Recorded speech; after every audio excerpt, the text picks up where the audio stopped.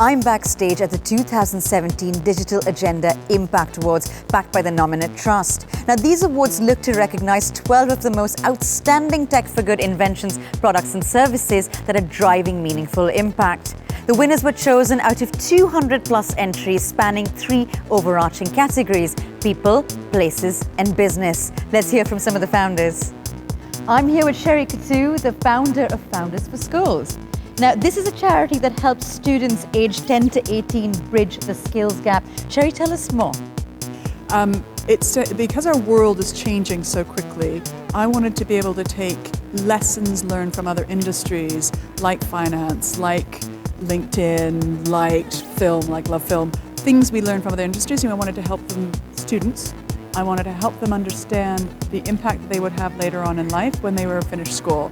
And part of the impact we want to have when we finish school is either creating or having a job with somebody else. I want to make it super simple by introducing the people that have the jobs and we're creating the jobs.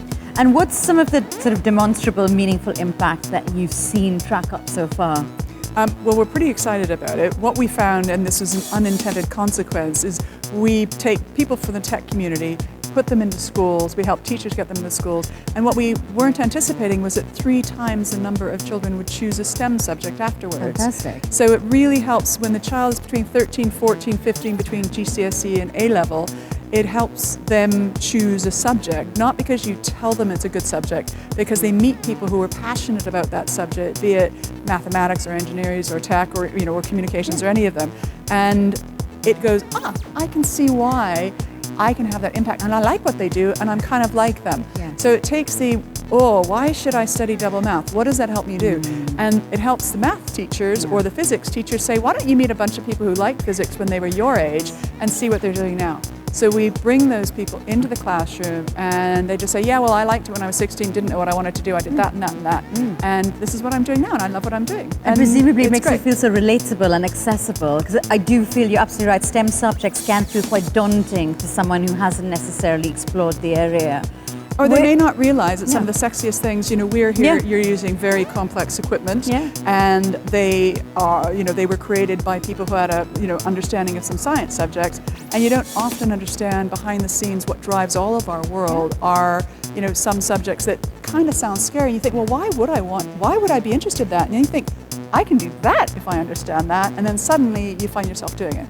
The most magical thing are parents coming up to me and saying, do you know, my child is now doing this, and they didn't even think about that before, and it's because you introduced them some really amazing people who allowed them to see a pathway that previously was closed to them just because they hadn't thought about it. The teachers come away saying that they're unbelievably inspired because it's easier for them to talk to the students that they have if they have a bit more insight into the world, our world of work, which is now unraveling.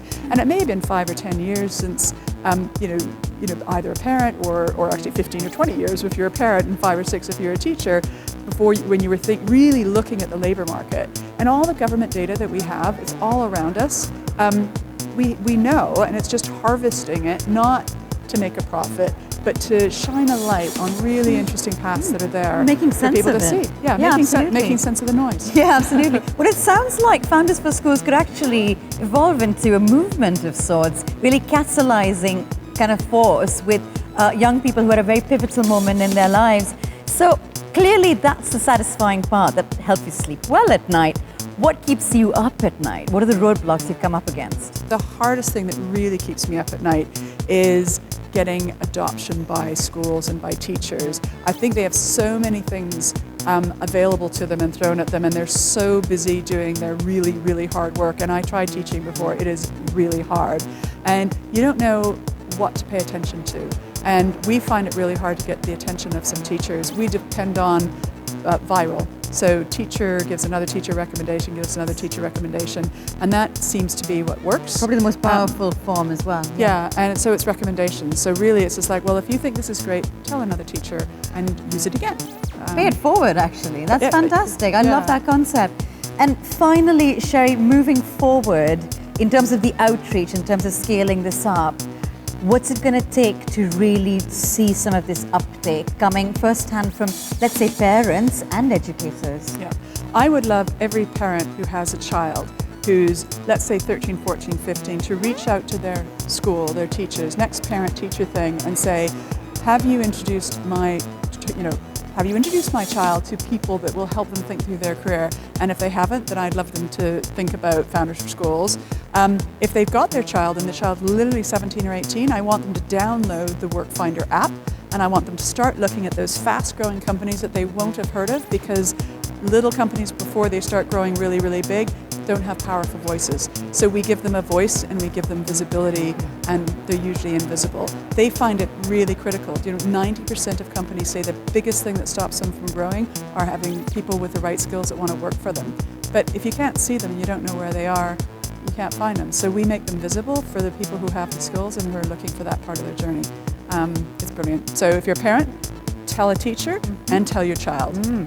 Powerful ethos and an even more powerful call to action. You heard it here first. Sherry, thank you for being in conversation with us. Thanks a lot. Good to see you.